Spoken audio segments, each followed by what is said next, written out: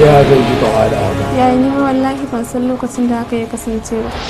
Allah ne ya haɗa shi ba ni ba. Haka kace? Banzan So. Kira wannan yaron da ta kora shine maganin wannan cutar ta. Banzan So. Abu haka yace maka? Kwarai kuwa. Banzan So. Idan ya cika cikakken marakuni. Wallahi baran yadda mama.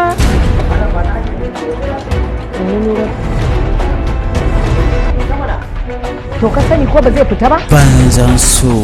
Yadda aka samo ki haka ita ma aka samo ta. Allah sai ka malam. Banzan So. Banzan So. Salamu alaikum ba mutane ne ina magana an yi shiru.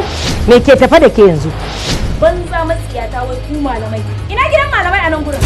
Duk abin da zaki faɗa sai ka ba gani shi. Ita ce hanya mafi sauki. Kibla Hausa TV.